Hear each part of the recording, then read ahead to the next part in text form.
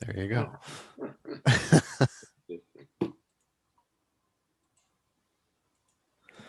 Okay.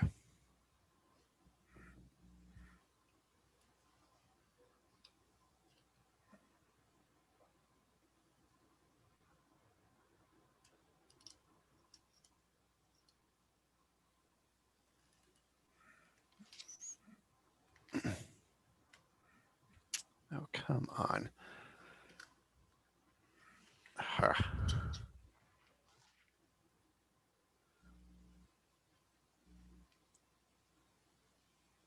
All right. Okay, and then the other fun little property that we have is when you're dealing with exponents. It's like if you have ln of x to the third, what can you change that into? Isn't it just 3? Like just like that? Yeah. Not quite. You could if the x was a 3. Oh, I see what you're saying. Yeah. Okay. So like ln of e to the third, excuse me, that is just 3. That is just 3. But if it's an x or another letter, it would, there is a 3, but then there's other stuff. So like what else would be with it?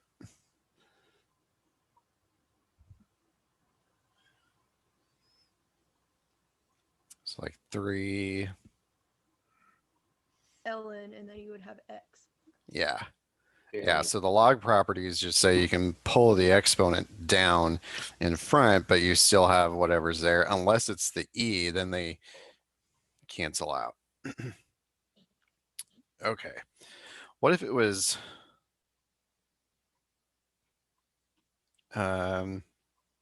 this way? What if you have ln of x all to the third power? Can you pull the exponent down like you did before?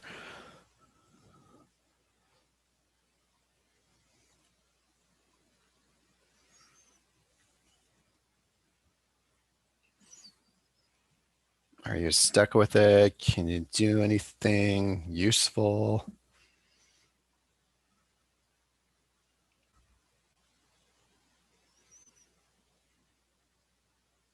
What do you guys think?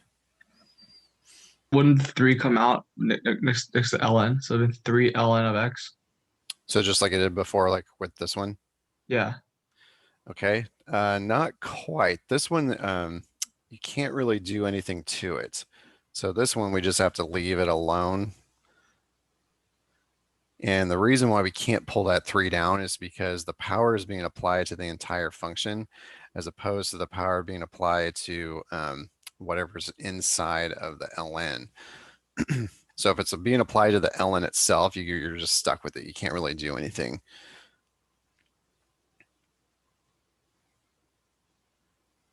Okay, what if it was ln of x squared y to the fourth all over the square root of z? What can you change that into? Actually, let me back up. We can definitely change it, but how many ln's are we going to end up with? Like for the first one we did, we ended up with 2. This one we ended up with 2. So how many ln's would we end up with that? Is it 3? 3 of them.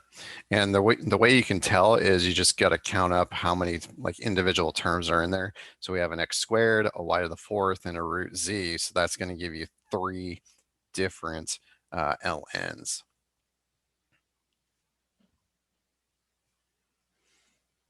Okay. So so we've got the x squared, the y to the fourth, and the root z.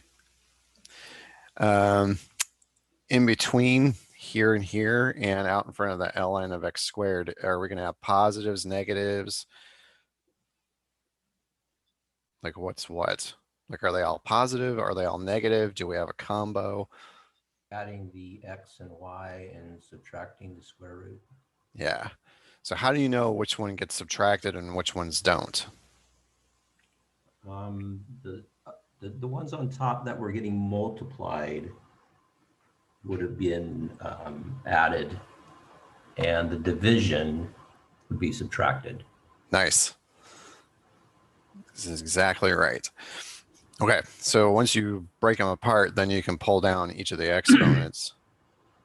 So 2 ln of x plus 4 ln of y. And then for the root z, there is an exponent in there. What's the exponent?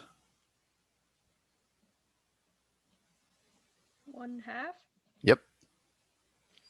Yeah, so radicals are really exponents. So square root of z is just z to the 1/2.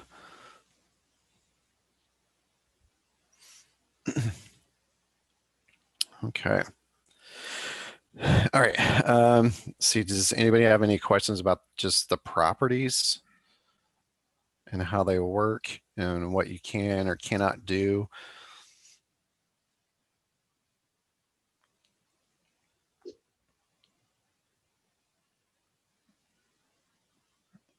Okay.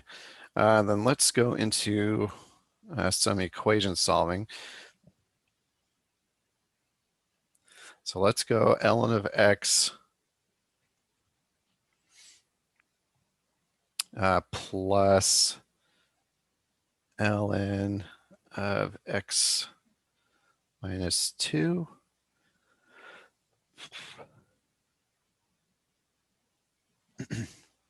is equal to, what do I want to use?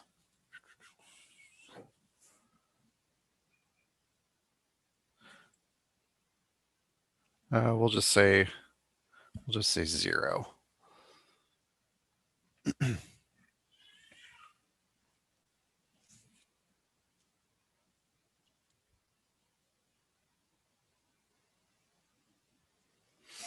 Okay, so what would you do first?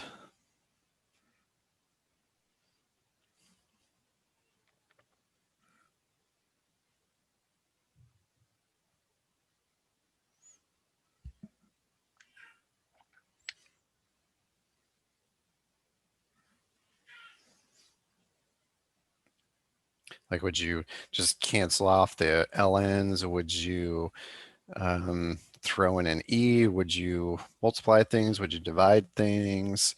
Would you move things over to the other side? Like, what stuff's in there that you could possibly do?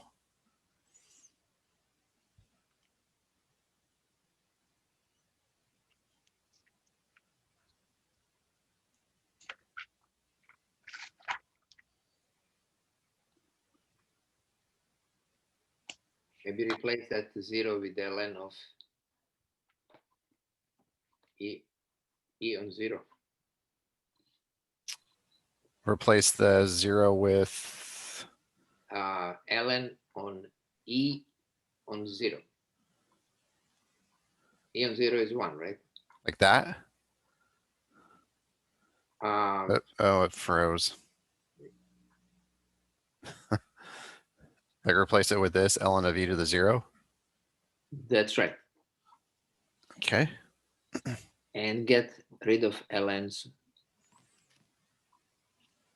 x times x minus 2. Okay. Equal 1. So just say ln of 1. Yes. Okay. So can the ln's now just all drop out? Yeah, x times x minus 2 equal 1, right? Okay, yeah. So before you start slashing those ln's out, you got to combine them. That's right.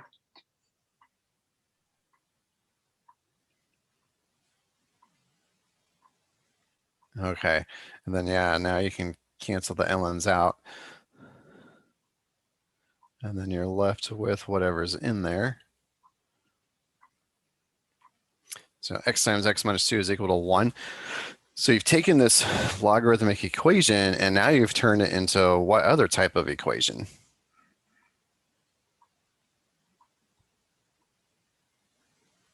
quadratic, right? Quadratic, yeah. So don't, like, this right here is factors, so don't just give solutions. You can only do that if it was actually equal to 0 right here. But if it's another number, you've got to expand it out. So x squared minus 2x is equal to 1, and then you can swing over the 1 so you can get everything over to one side, and then you can start to solve it. So you can start to factor, you can use the quadratic formula, or you can even complete the square. So which method would you prefer? I would prefer to factor. To factor? Okay, what's it factor into?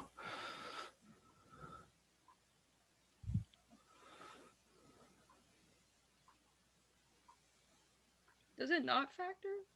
Yeah, this one doesn't factor, so we might prefer to do it, but if it doesn't factor, then we're out of luck. So now you can either complete the square or use the formula. So what I see most people do is opt for the formula. But if you really love completing the square, then that's totally fine. It's not going to tell you which quadratic method to use. You just got to pick one. Okay, so 2 plus or minus the square root of what's in here. Or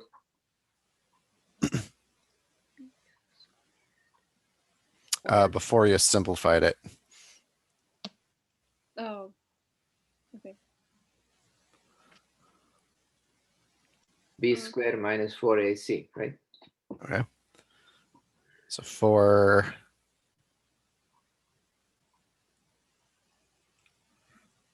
and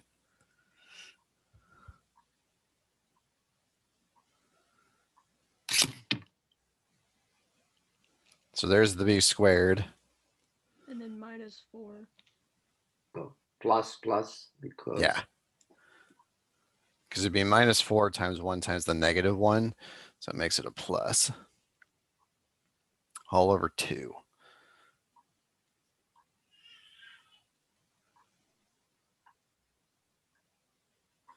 Okay, so 2 plus or minus root 8 all over 2. And simplify the radical if you can. And it does, so 2 root 2. And now that you've simplified the radical, now you can try to simplify the fraction. And this one will, because now you can take a 2 out of all the outside 2's.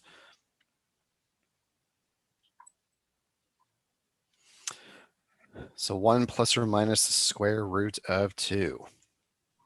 So once you have your solution, do you automatically get to circle it and say, hey, these are my answers and move on? Or do you have to do something else before you decide that?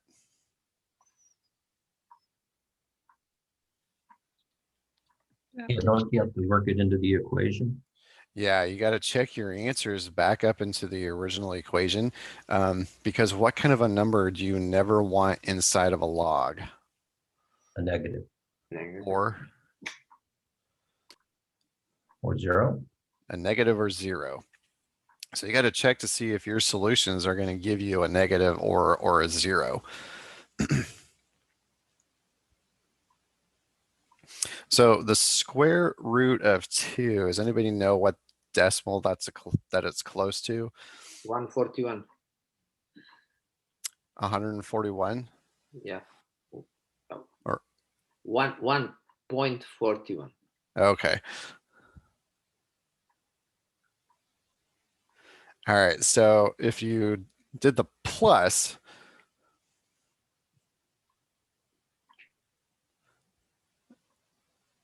it's about 2.41. So that's going to work in this ln and it's going to work in that ln. So that one's okay.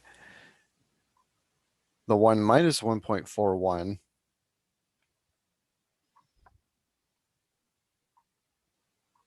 That's a negative 0.41. Well, that's not going to work in either of those ln's. It's definitely not going to work there. It's not going to work in that second one either. So you got to toss that solution out. And you can only use the 1 plus the square root of 2.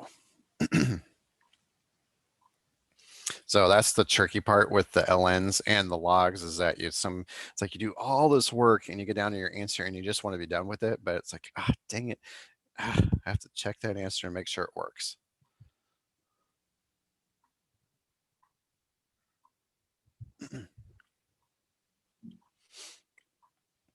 All right, any questions on this one? It's an excellent explanation. I think it's much better when you explain to students to use ln more than log, because we've been trained to use log all the time, and when we get ln, we get confused. What's this?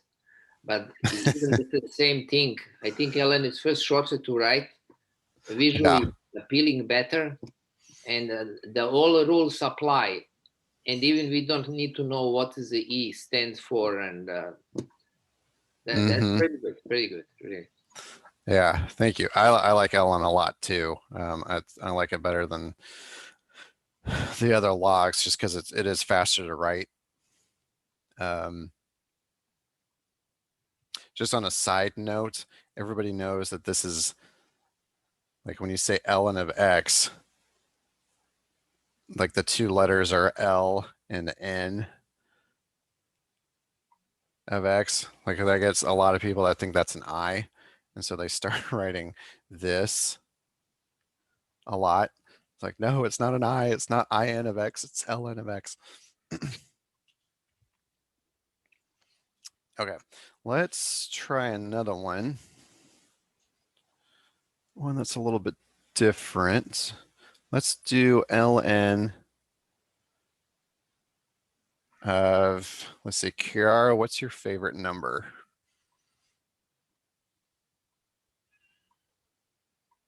Favorite number is 4. 4? Yeah. Okay.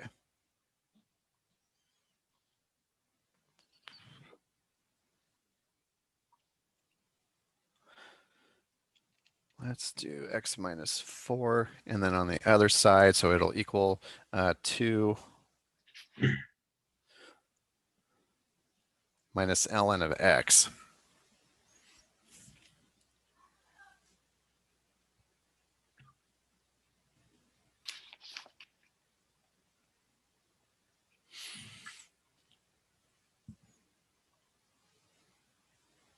So any suggestions as to where to go with this? Can you possibly Oops. add the lnx to the other side? Yeah, that's exactly what we're going to do. And I'm just going to change the problem a little bit. I'm going to make that a plus. Okay. And we'll still do what was suggested. So we're going to take this and we're going to subtract it over.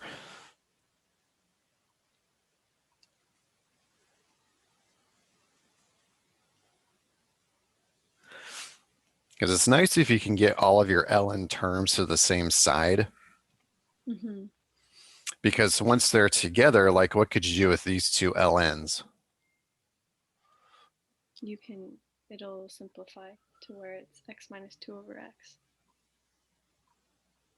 Yeah. Or not 2, I'm sorry. That's okay. I knew what you meant.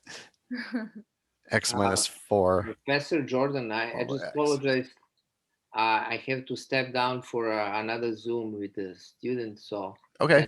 almost 10. Thank you All so right. much. It was really great. Sure. Thank you. Yeah. Okay, so now that we have this, you've got it simplified down. What can we do from here?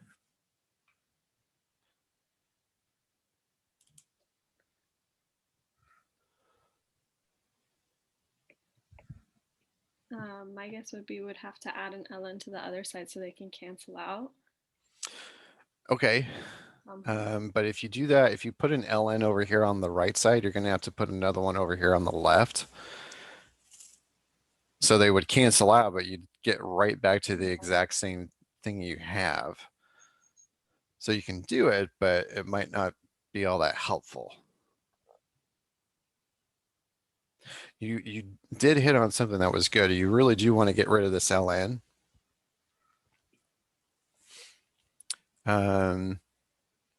So Wait. in general, what gets rid of an ln? You can make it an exponential function and then like put ln's on both sides.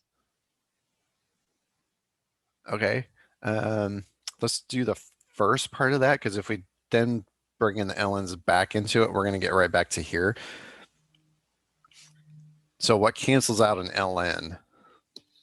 An e. An e. So we're going to raise both sides to base e. And I'm making the e like really big to help signify that, hey, these things in blue are now the exponents and the e is the base. So it's like e squared on the right, and then e to the ln of that stuff is on the left. Because now that's going to cancel out. And you have x minus 4 over x is equal to e squared.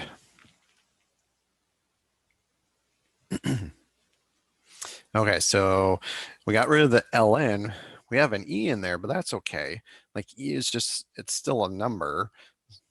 So that's really not going to affect what we do a whole lot. So how would we continue?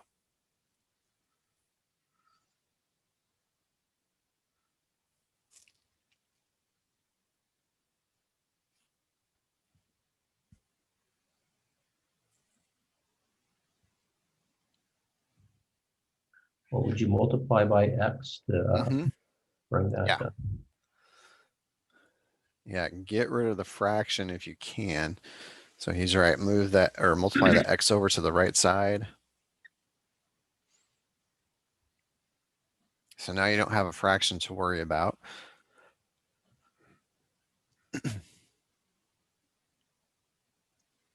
And like, well, you're trying to end up with x. So if you were to divide by x, that would eliminate both x's. So that didn't seem to work, does it? Yeah, and then you'd also have an x under the 4. Right. You go back to where we started. Yeah. Where we just left. Okay. Yeah. So on a side note, like what would you do if it was x minus 4 is equal to I don't know, 5x? How would you solve this guy? We bring the x to both sides first. Okay. Yeah, because you want to get all your x's to the same side. Right. Okay, so we're going to do the same exact thing over here because you have x's on opposite sides. You want them all on the same side, even if it's like a simple equation or one that's got some weird stuff in it. Just get all your x's together. Okay. And it doesn't matter which side it is, you just got to pick one. So do you want to move x's to the left or do you want to move them to the right? Let's make it a little messier on the right and bring it over. Okay. So we'll minus the x over to the right. And here in this simple one, I mean, you could combine the x's and that's easy, but on this one, you can't. So it doesn't mean you've done something wrong. It just means we have to do something a little bit different than we did over here.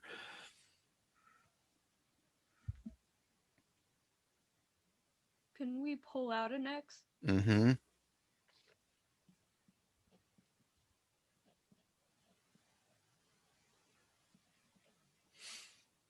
And then once you've pulled out or factored out that x, now you could divide, yeah. Divide by everything that's in the parentheses.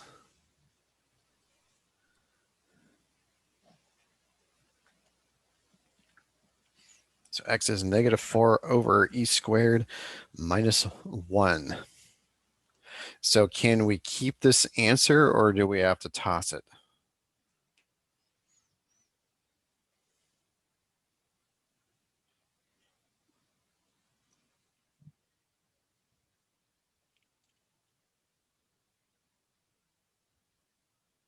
Do we have to toss it? We do, and how come? because isn't E like around 2? So 4 minus 1 would be 3, so it would be negative 4/3, and that would make it a negative in the parentheses thing. Yeah. So yeah, this right here, she's right. If you did E squared minus 1, that's a positive. You don't really even care like what it is. It's just positive. Well, if you have a negative 4 divided by a positive number, that gives you a negative overall.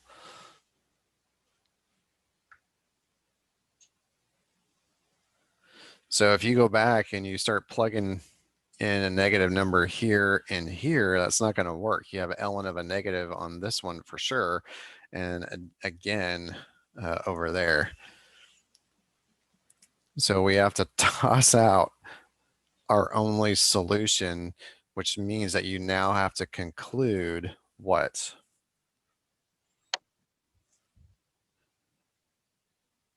D in here does not exist. Yeah, there's just no solution to it, which is frustrating, I will admit, to do all this work and then be like, are you kidding me? No solution. But it does happen. So you have to make sure that you're checking your answers to make sure that they actually work.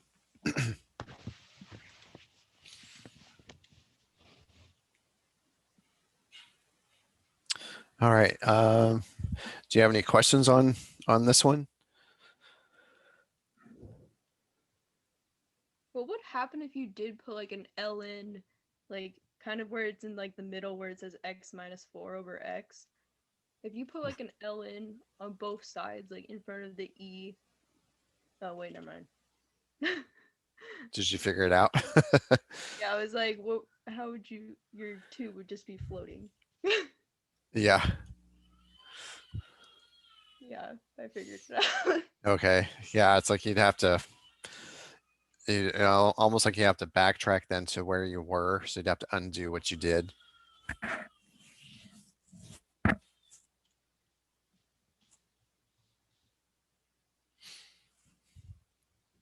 Okay. Any other questions on this one?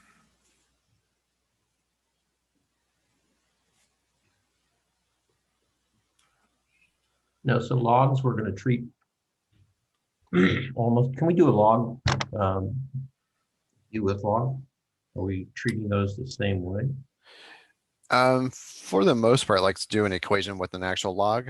Yeah. Yeah. Okay, let's go log base 2.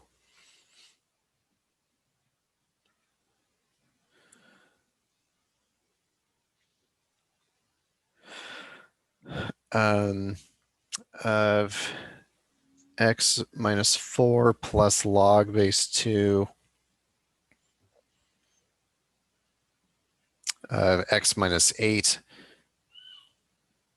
is equal to 5. So is this what you're talking about? Yeah, that'll be fun. Okay.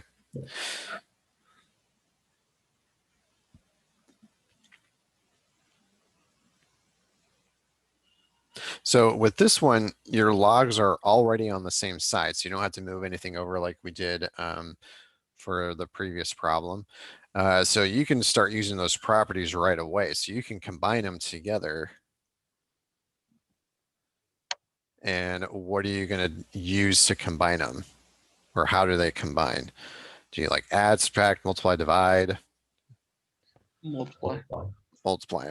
So we're going to multiply the x minus 4 times the x minus 8. So we need to FOIL it. So x squared minus 12x plus 32 is equal to 5. So this is where you can take the same approach or a similar approach to what we did in the previous problem when we threw in the big E's.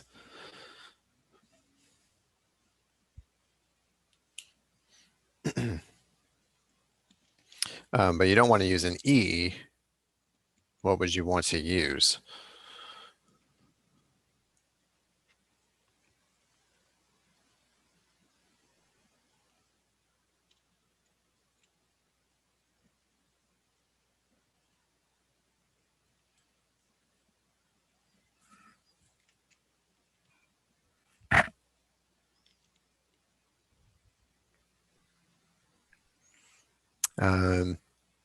Or if you didn't want to do that, 'cause it sounds like no one knows, what else could you do? If you didn't want to raise things to the same base, how could you change this? You can convert it to an exponential function by like taking the 2 and then it's like 2 to the 5th equals the thing. Yeah, just change it around to exponential.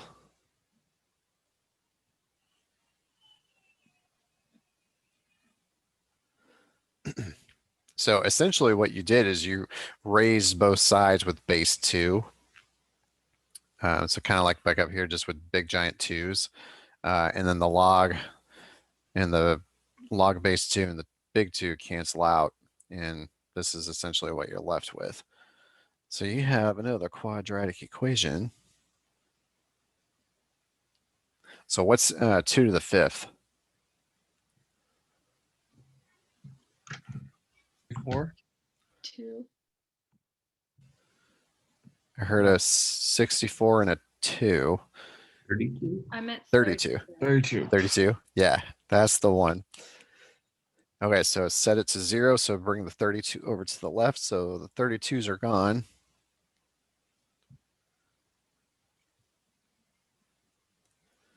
So you can factor it. Just pull the x out. So x is going to equal 0 and 12.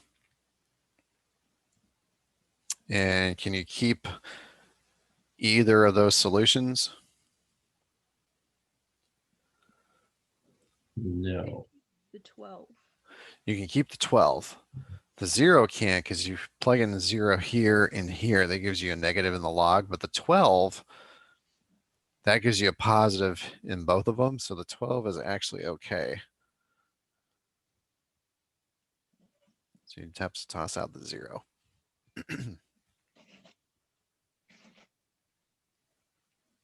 Good. That was a good one. Thanks.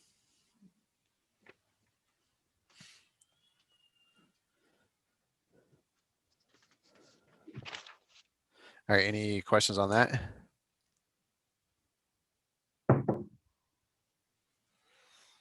Okay.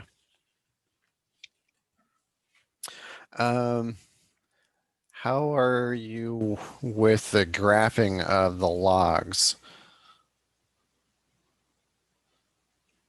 Like, do you want to go over that really quick, or is everybody good with it? I'm good with it. I'm feeling pretty good about it. Okay, so that's 2 out of the 5. Let's throw one in there. Okay. And here, there's not really much of a difference between like an ln or a log base, whatever. You graph them in the exact same way. So if we have y is equal to ln of x minus 8,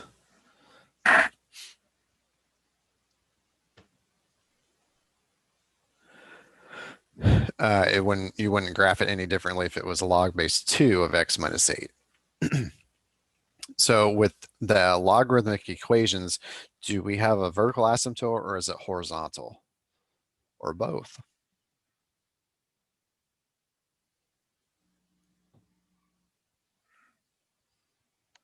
They're vertical. One's the Yeah. horizontal one.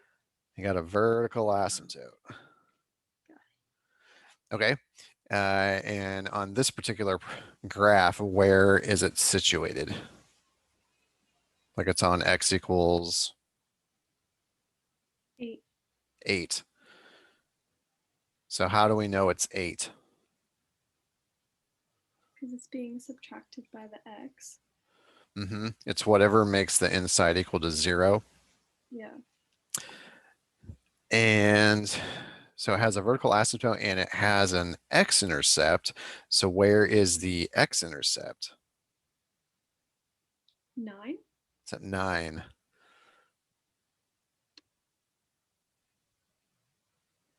And then your curve goes like that.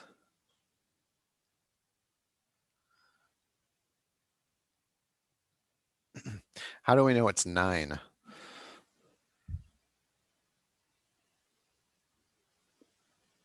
Because the parent graph's at 1 and you shift it over by 8.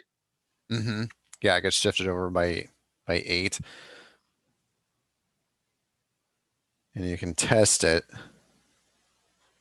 Because what's 9 minus 8? 1. And what's ln of 1? 0. 0. So for your x-intercept, it's always what makes the inside equal to 1. And if you notice, like in what we did in the notes, and I think all the homework questions were like this too, the the asymptote and the intercept are always like one off from each other. Yeah. So the ones that you're going to see pretty much in here and almost everywhere else you go, that's going to be true. It's not true for all of them, but it's for the vast majority. For the test, will we be finding the domain and range? You might. So we can do that. What would be the domain?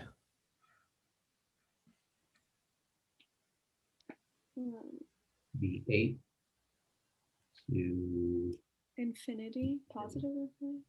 Okay. And on the 8, do we need a parenthesis or a bracket? Parentheses. Yeah. Why is it a parenthesis? Because it's the asymptote, it doesn't include the 8. Mm-hmm. Yeah, because we're not actually hitting the 8 itself. Right. Okay. And then what about the range? Is it all real numbers? Mm-hmm.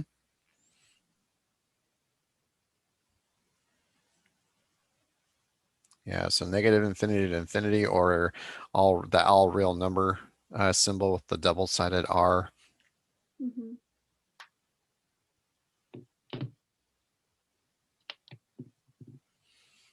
Okay, let's do that equation. Y equals ln of x minus 8. So almost the same thing, but the x and the 8 are flipped around. So would we have the exact same graph as we just did? No. No.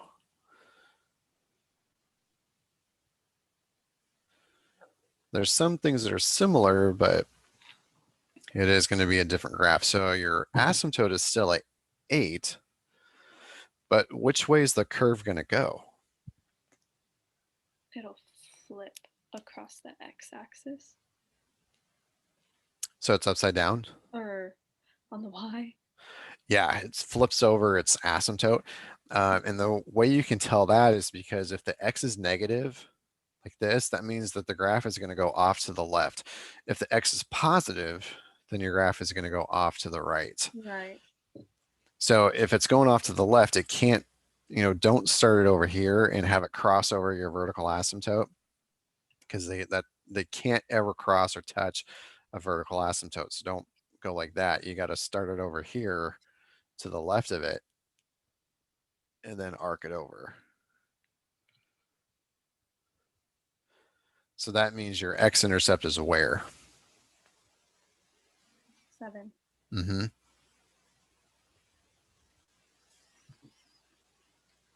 Okay, and then your domain for practice? So negative infinity, parentheses, to 8 with the parentheses. Okay. And the range?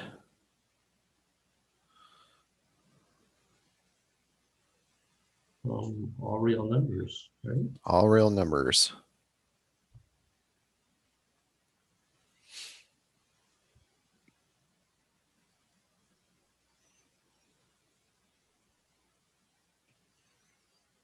Okay, let's switch gears a little bit from a logarithmic equation or function to an exponential function. So exponential functions, they have an asymptote too, but what kind? horizontal. Horizontal. And then with this one here, where would you put it?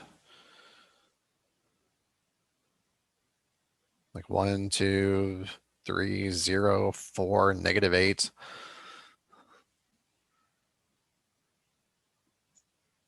Zero. Mm-hmm. Right at 0. And then the curve Is it going up on the left? Is it going up on the right? Does it go down on the left or down on the right?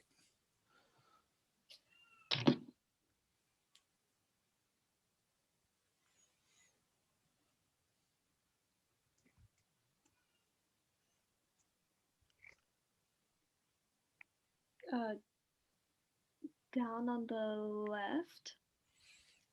Is that no up on the? It like looks like this. Yeah. Like it approaches the 0 and it goes like towards the negative side. So up on the left side? Yeah. Okay, kind of like an L. Yeah. Yeah. Yeah.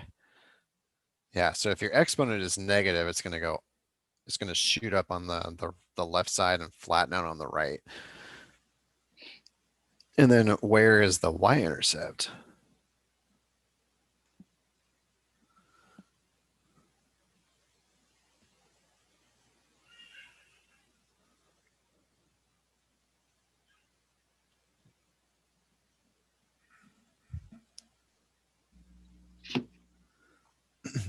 One. Mm-hmm. Yeah. So this one, you're plugging in 0 for x, and then it just works out to 1.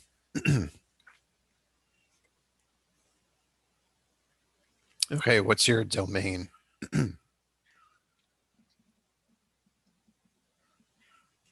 All real numbers.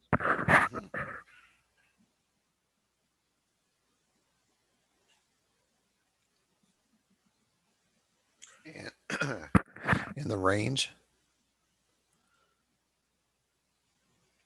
0 to infinity. Yeah.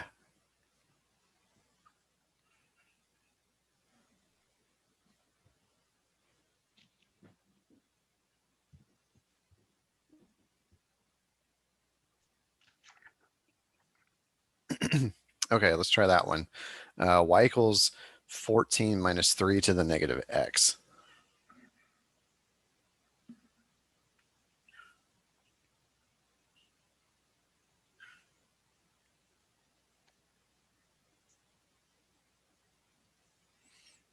So where would you put your horizontal asymptote?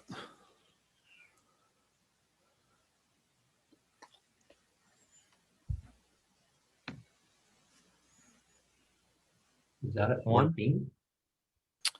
It's at 14. Oh, horizontal. So yeah, right at 14, because that's the 14 is a constant that's in there. So it's at 14. Let's see, where is the y-intercept?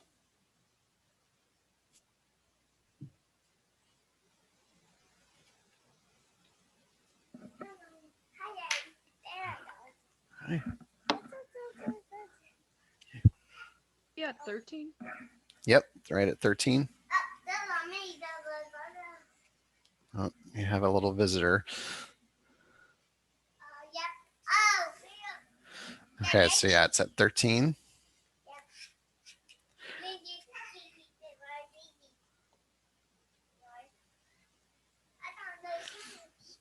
And is this going down on the left or down on the right? The left. Yeah.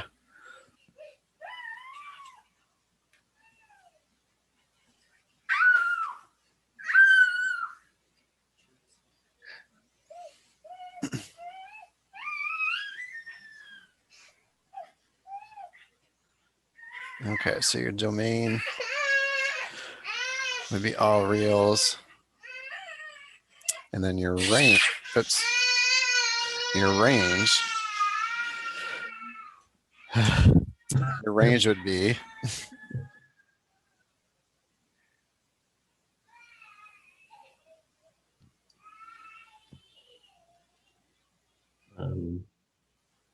Negative infinity to 14. yeah.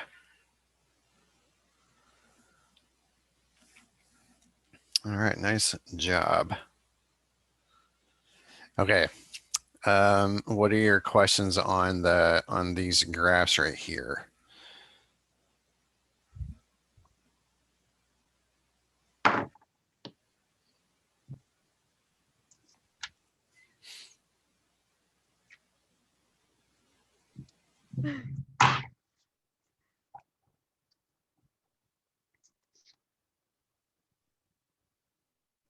Is it all good? Sure. Okay. All right. Actually, I have one for you.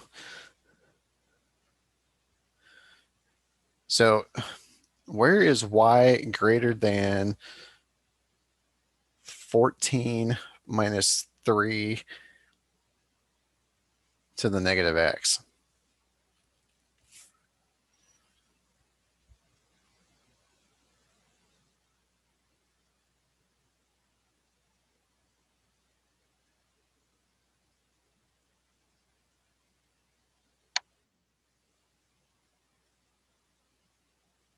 That be Actually, between 13 and 14? so between here and here, actually, I messed up a little bit. Let's ignore that question. Let me go back up to here to this one. The y is equal to ln of x minus 8. Where would y be greater than ln of 8 minus x? This one will be a little easier to do. I got ahead of myself. So on this one, we graphed it, but now it's going, okay, well, this is an inequality. So where would that y or this function work out?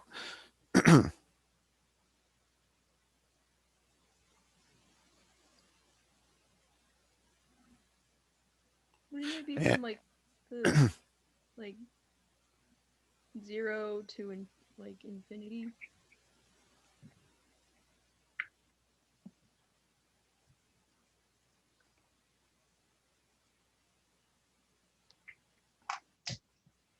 Okay. Excuse me. All right. What if it said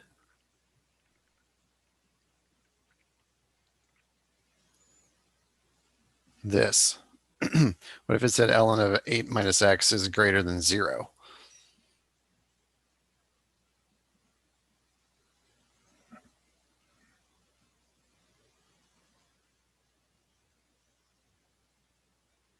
Above that intercept. Which one? This one? Horizontal. Yeah. Yeah. Because if it wants to know where the function is greater than 0, you're looking for where the function is above the x-axis if you had the graph. If you didn't, like if it just said this, then just graph it and then just look to where it's above the x-axis. So how would you then give your answer? Because you can't just say, well, wherever it's above the x-axis. It's like it wants to know specifically where is it that happening. So on this curve, if you read it from left to right, where is it above the x-axis? Where y is negative infinity is 0. Or are we speaking of x? Speaking of x. Okay, so then it would be 7. Yeah. Negative, or the other way around. Yeah, negative infinity. Okay. And then with a parenthesis or a bracket. Parentheses. Yeah.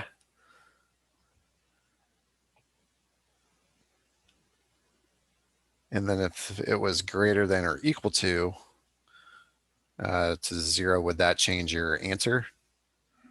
Yeah, then you'd have to put bracket on 7. Yeah. All right, nicely done.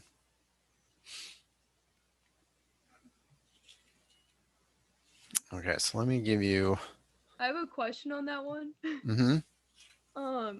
Why didn't we include the 0 on the third problem that we did, like the 0 to infinity?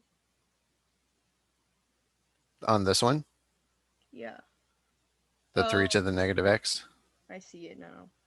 because 0 is your horizontal asymptote. Yeah. So it can't hit the 0 on that. Yeah. Okay.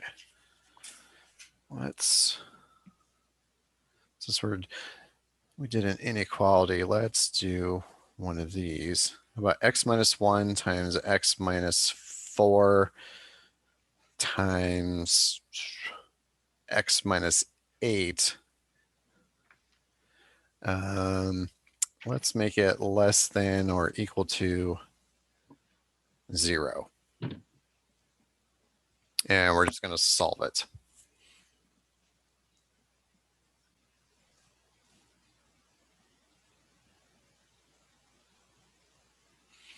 And we have a couple ways to solve it. One of them is to do what we just did and use a graph. What's the other way? Number line. Number line. Yeah, you do the number line and do the test numbers. And you can go either way. It doesn't matter. Can you go over the number line? Like, can you go over the Sure. number line way? Yeah. Okay. So yeah, I can put a number line on there, and then what numbers actually go on the line? +1, +4, and +8. Yeah. So the zeros of the polynomial are your zeros on the number line. Okay. Now that we have the number line set up, what are you going to do? Pick numbers to test out. Yeah. So give me anything smaller than 0, or sorry, smaller than So 1. 0. 0. So 0. Anything from between 1 and 4. 2. From 4 to 8. 3. No. Oh no, 3. Sorry. My bad. So 6. 6. And anything bigger than 8. 9. 9. Okay, so these green numbers, these are your test numbers. You're going to plug them in one at a time into your polynomial here. And all you care about is if it's positive or negative. So if you plug in the 0 into all of those x's, does it come out positive or does it come out negative? Comes out negative. Mm-hmm. If you plugged in the 2 to all the x's,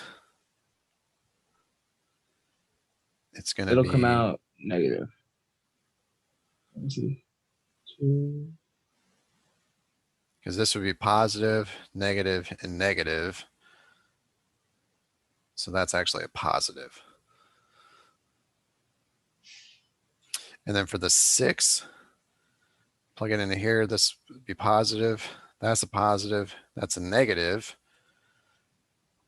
So makes that a negative. And then the 9. Makes it all positive. All positives. So all positive. So if it's less than or equal to 0, which sign do you want? Do you want the negatives or do you want the positives? Well, then you want the negatives. Yeah. So would be like negative infinity comma 0 is one. Mm-hmm. And Or close. bracket. Negative infinity comma. Oops. Oh, it'd be a 2, right? Not 2.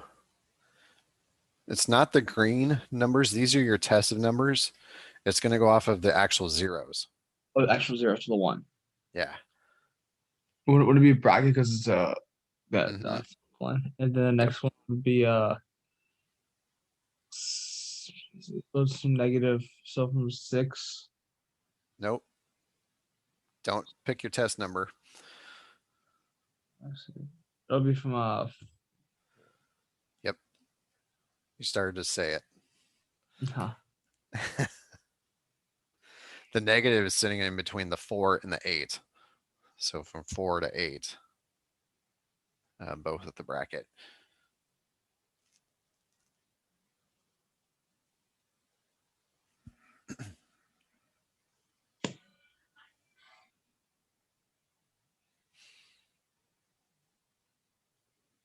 Okay. Let's see. Any questions on this? No. All right. So that's how you do it with the number line. Let's try the graph. So we can see that and also see what this would actually graph. So you have the same zeros, the 1, the 4, and the 8.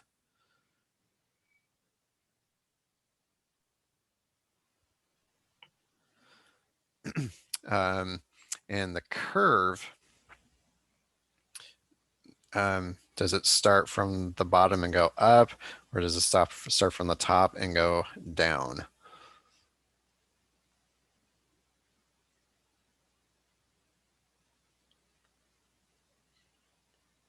This is all that polynomial graphing.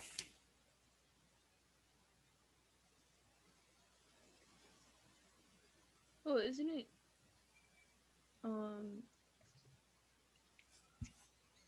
It's like it's like one ends down and then the other one's up.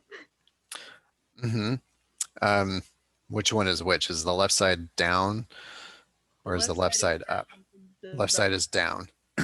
Yeah, because if you look at your polynomial here, if you multiplied the x's together, that's an x to the third.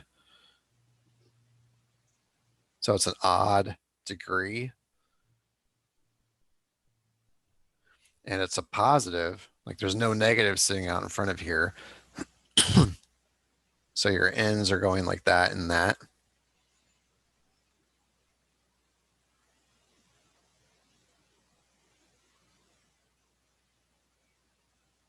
And then it just starts curving around through all your intercepts.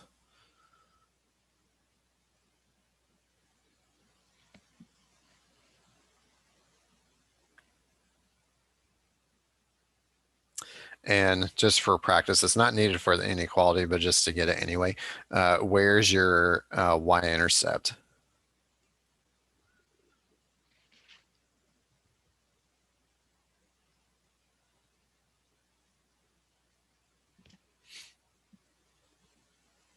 So if you plugged in 0 for your x's, what would you get as an answer? It's going to be a negative 32. Mm-hmm. Okay, so there's your curve. So now if you're going to use it to solve the inequality, since you want where it's negative, that's everything that's below your x-axis. So that would be the region or this part of the curve, and then that part of the curve. So you're just going to read it from left to right. So this first green section, that's from negative infinity all the way up to 1. And then it flips, it goes above the x-axis. So then the other green section down here is sitting between 4 and 8. So you get the exact same answer, just with two totally different ways to do it.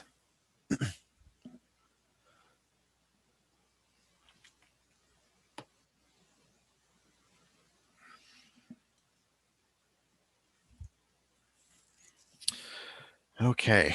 All right.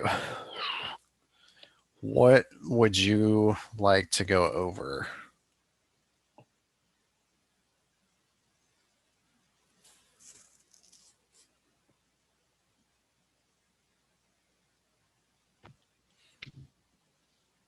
Like any of the graphing,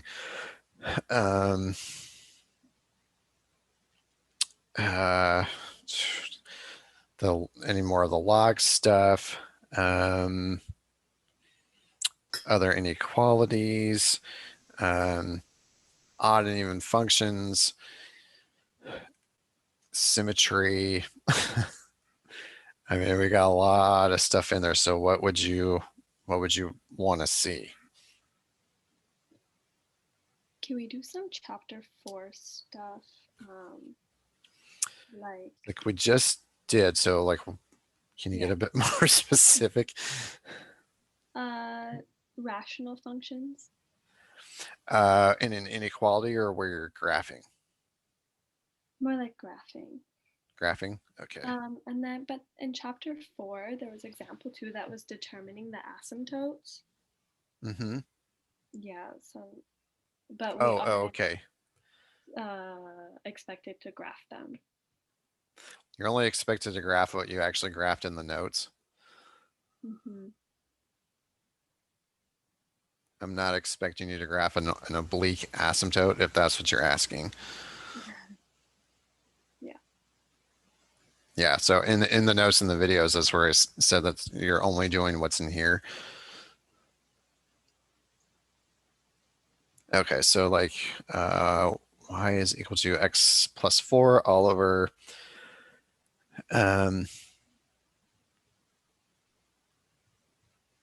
x minus 1.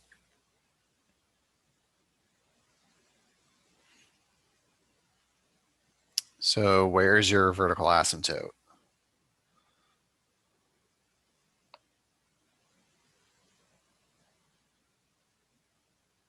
One. Mm-hmm. Yeah, it's whatever makes the denominator 0. Is it also a horizontal asymptote on 1 too? Yeah, there's a horizontal at 1. And how do we know that? Because there's the x is on a numerator and denominator, which is both are 1. Yeah. If it was an x on the numerator denominator, it would just be no horizontal asymptote. Like if it was just a 4 There has to up be there. like an x on top, like x numerator and denominator.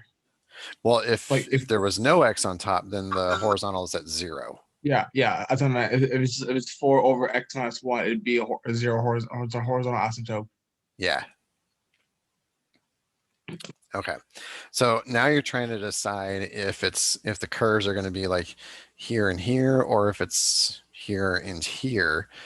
So what really helps to kind of anchor things down is finding the intercepts. The y-intercept in particular is really useful for that. So if you plugged in 0 for your x's, where is your y-intercept? -4. Mm-hmm. So your intercept is down here. So you know that the curve is going to have to sit down in this section. Mm-hmm. Because if it didn't, then you would not be hitting your y-intercept. So then the other part of the curve is going to be over here.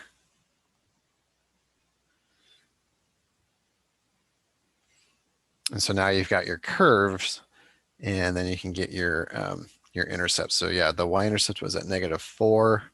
What about the x?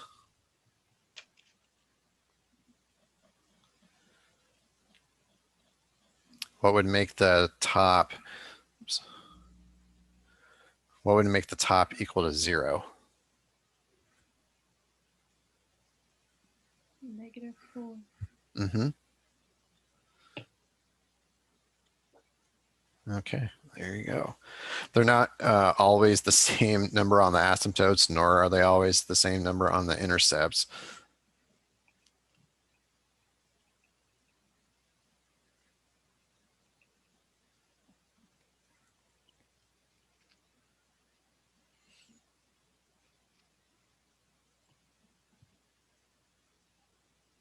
So let's try 5x plus 5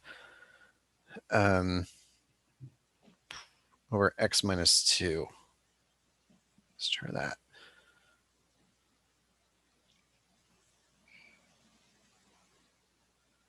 that. So where would you want your vertical asymptote? 2. Mm-hmm.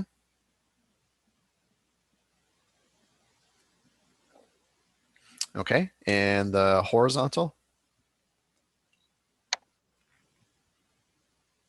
5? Right at 5.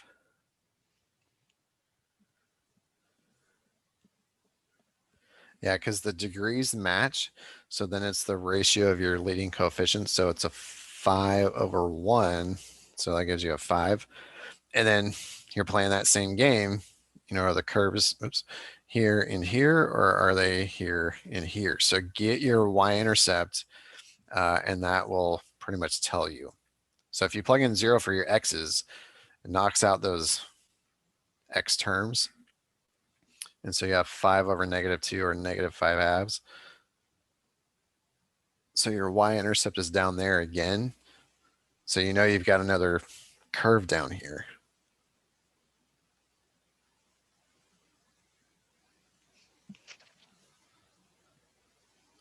So you got another curve up there.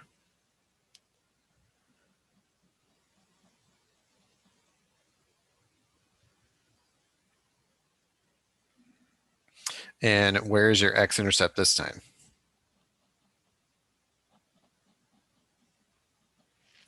What makes that numerator equal to 0?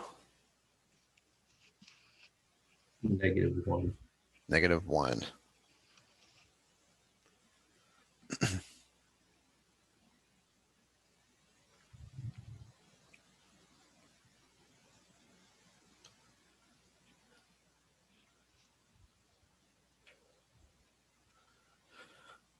All right, how are we doing with those? Good. Good, okay. Let me give you this one. How about y is equal to x squared plus 7x plus 8 all over x minus 5.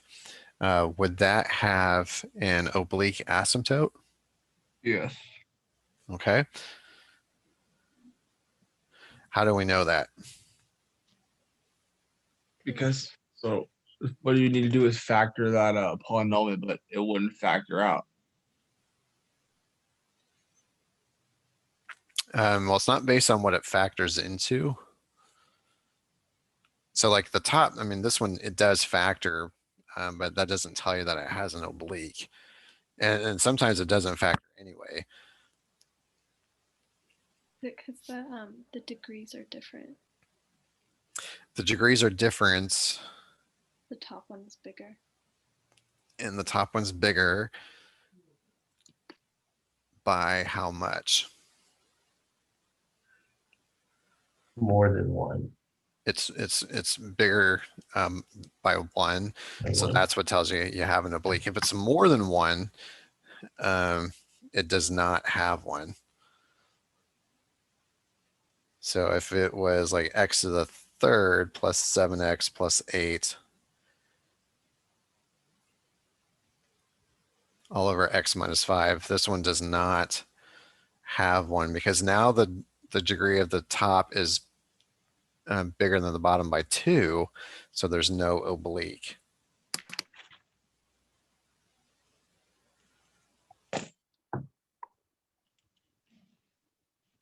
What if it was y is equal to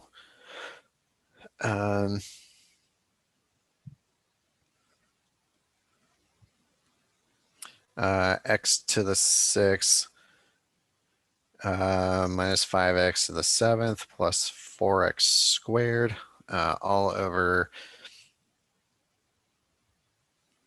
x to the 6th plus 8x to the 4th minus 10. There's no oblique. Okay, how come? I see. Because the highest degree on the top one is 7 and the lowest degree on the bottom one is 4. Not quite. But because in like if it's more than 1, it's not oblique. If it's like I said earlier, it was like x squared. The highest degree is 2 on top and bottom is 1. That means oblique. If it's 3 on top and 1 on the bottom, it's not oblique. Right, but the polynomial on top only has the 1 degree, so it's not like you're comparing highest to lowest. So the degree on the top is a 7. What's the degree on the denominator? 6. What's the highest power on the bottom? 6. The 6. So are these, is this one, is the 7 one more than 6? No. Yes. Oh yeah. So that one has an oblique. So yeah, you don't, it's not, you're not taking the highest power on the top and the lowest power underneath. You're always comparing highest to highest and seeing if they're off by 1, or if the top is 1 more than the bottom. And if it is, then it's oblique, or it has an oblique. If it's not, if it's 2 or more, then there isn't one. And then if it's a tie, that's when that, or lower than 1, that's when it tells you that you've got a horizontal.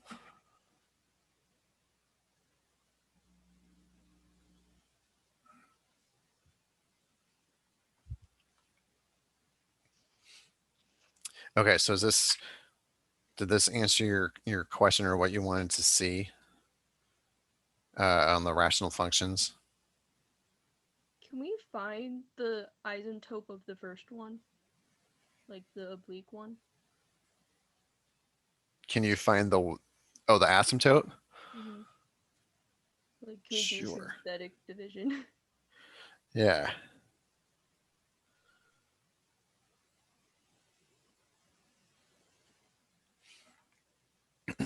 Okay, so then your coefficients 1, 7, and 8 would go there. And then what number would go in the box? A 5. Mm-hmm. Yeah, and then you just start to run through the division. So this first number, no matter what it is, just always drops down. So if this was a 2, that would be a 2. If this was a 5, that would be a 5. So just drop it down. And then once it's dropped down here, that's when it gets multiplied to the number in the box. So 1 times 5, I'm going to give you 5. 7 plus 5 is 12. Ooh, this is going to be big. 12 times 5 is 60. And then add it to 8, give you 68. So we have x plus 12 plus 68 all over x minus 5. So your oblique asymptote is sitting on y equals, what do you think? 68 x minus 5? No, it's everything else. Oh. X plus 12. X plus 12. So to get the oblique asymptote, you would divide the denominator into the top, and whatever it comes out as, like the linear part. So you can ignore the fraction that's there. That's the linear part of the x plus 12. That's where you have your oblique asymptote.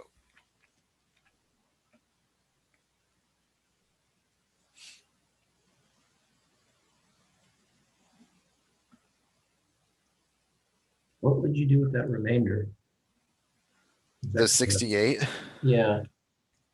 Does that come into play on that? It comes into play on like the curvature of it, because your graph would look something like, and again, you're not going to be expected to do this, but just so you can see it. And so you've got your asymptotes like that. So the 68 is going to kind of tell you like how tight those curves are. Mhm.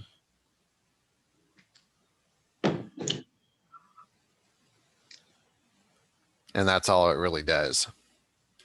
Like, it doesn't tell you like where the asymptotes are. It doesn't affect that. I mean, it will affect your intercepts a little bit just because it's a big number up there, but it doesn't change how you find them. So it's kind of like if you graph like x squared versus 2x squared, like the 2 makes a skinnier or a thinner parabola. So the 68 is going to do something similar in that regard. Cool. But on a sketch, you don't really see it.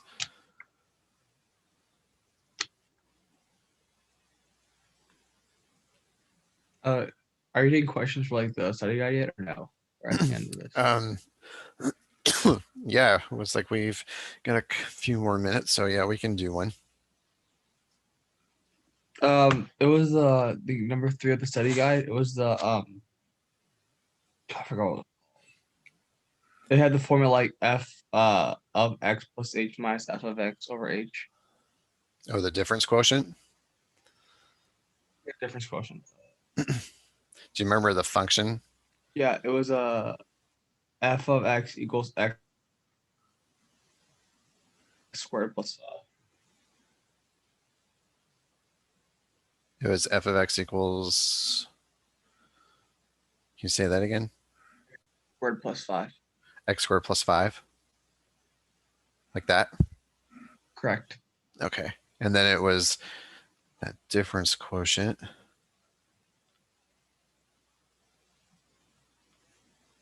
Right? This one? Yep. Okay. So the first thing you have to do is figure out your f of x plus h. So it's just like trying to figure out what that actually equals. So what do you do with the stuff that's inside the parentheses?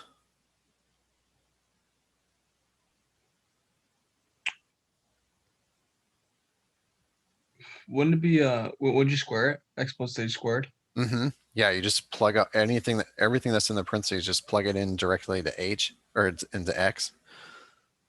It's x plus h squared, and then you still have the 5. Plus 5, yeah, I got that. All right. And then Then minus. X squared plus 5. Mm-hmm. Yeah, and then you got to subtract off the whole quantity.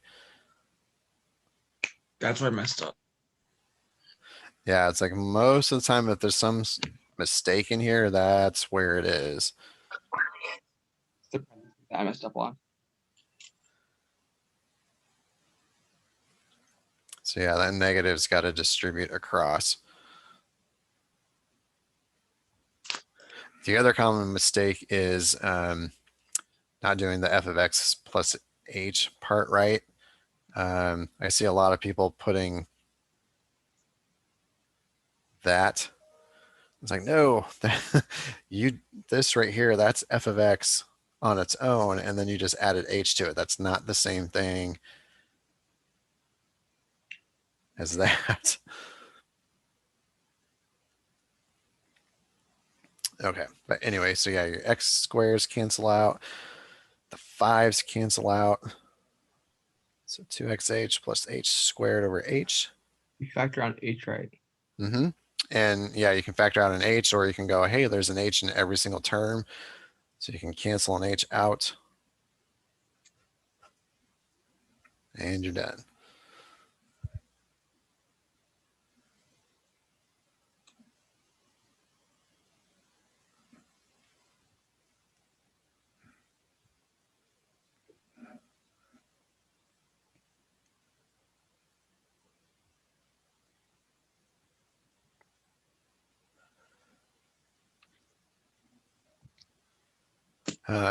Let's see, really quick. If you know that a 0 or your zeros are -3, 4 plus 7i, and 8 minus 2i, are you able to give me any additional zeros or no? What were the numbers again? Oh. Why did it do that? I think the answer is yes. It is. Because like you can do like the opposite sign of those. Yeah. Hang on.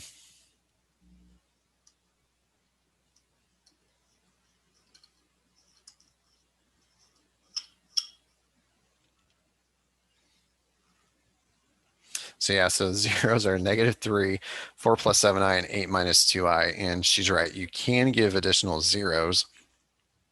How many additional ones can you give?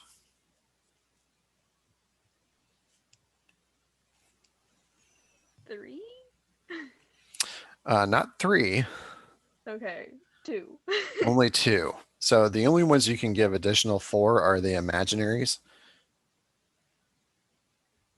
So you can give an additional one of 4 - 7i and another one of 8 + 2i, but that's it. The -3, since it's not imaginary, you don't know if it has another, you don't know if it has a pair or not, because the real zeros don't have to come in pairs, but the imaginary ones do.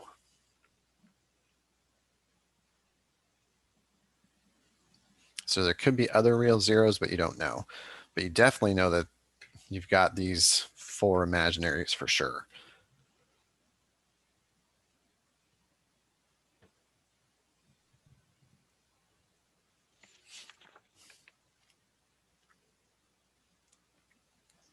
So I think it's like that was one of your, that was a quiz question.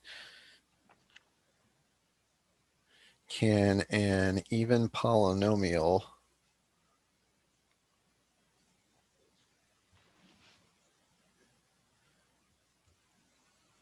have no real zeros or no real roots? And it was a true or false. So I guess I turned it into a yes or no question with this, but can an even polynomial have no real zeros? Or does it have to have real zeros?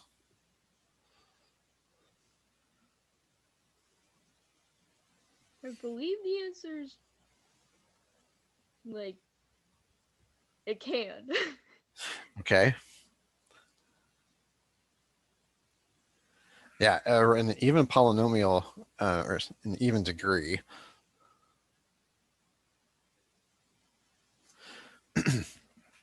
It doesn't have to have real zeros, and you graph them all the time. You just might not have realized it.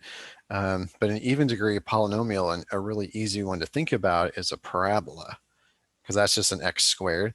So you've graphed parabolas a lot where they've gone like this, or even, you know, something like that, where it did not hit or cross the x-axis.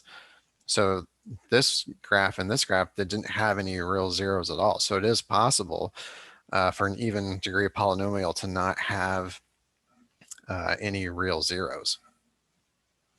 It will always have imaginaries, but it doesn't, or non-real zeros, but it doesn't have to have actual real ones, just like because of this and this.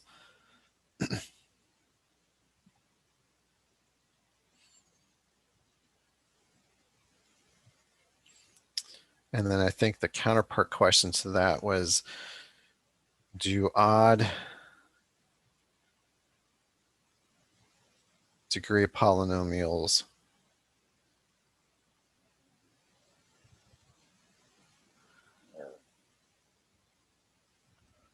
have to have real zeros?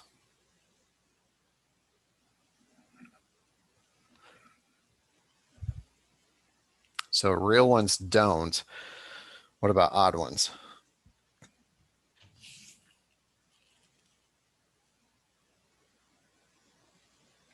It's like x to the third or x to the fifth or x to the seventh. I would say yes. Yeah. Because it like kind of looks like an S looking shape.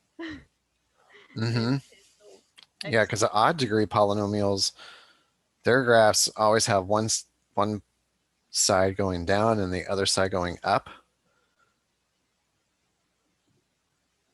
which means that somewhere in there they have to cross the x-axis. The other way to look at it too is that your imaginary zeros come in pairs. So if imaginaries are coming in pairs, That means there's always an even amount of them. Well, if it's an odd degree, that means there has to be at least one other real root to make it odd. Does that make sense? Like if you have 6 imaginaries, that's not odd, that's an even. So there would have to be at least one real root. There could be more, but there has to be at least one real one.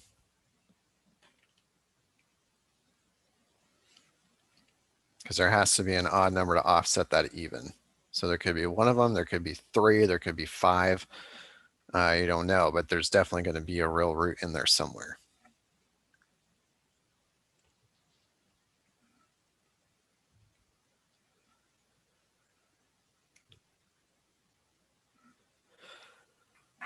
Okay, well, I think that is about all the time we've got for today.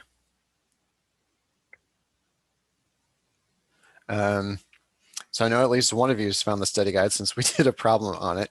Has everybody else seen it yet? Yeah. Okay, I was like, it was posted last week. So if you haven't seen it, if you go under the modules tab or modules page, it should be listed there. And I think it's probably the last thing on the list. So it's probably under the notes section of it. So just scroll all the way to the bottom and you should be able to find it. I think, is that where it was when you guys found it? Yeah, it's all the way at the bottom. Okay, good. I know I was trying to, it was not letting me reorder stuff. So it's down at the bottom to stay. Like, I know he said he was going to post this thing. I was kind of looking around for it, but I didn't really scroll all the way to the bottom either. So. Oh, okay. Yeah, I've done that before too. I'm like, where is it? Oh, shoot. Yeah, no problem. Thank you very much. Okay, you're welcome. All right, if you guys have any other questions, shoot me an email and I'll get back to you and hopefully be able to answer it. Okay, take care. All right, you too. We'll talk to you guys later. Thank you. You're welcome.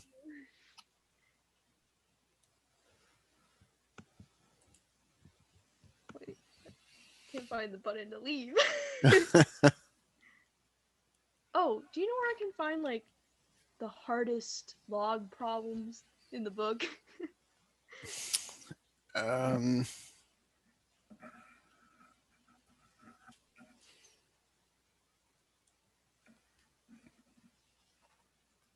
I really want to get those down.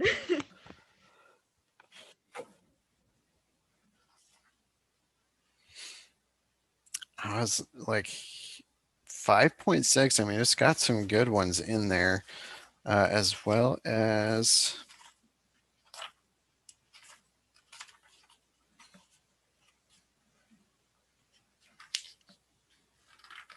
it's like I thought the review did as well. There it is. Yeah, the study guide did have some good ones.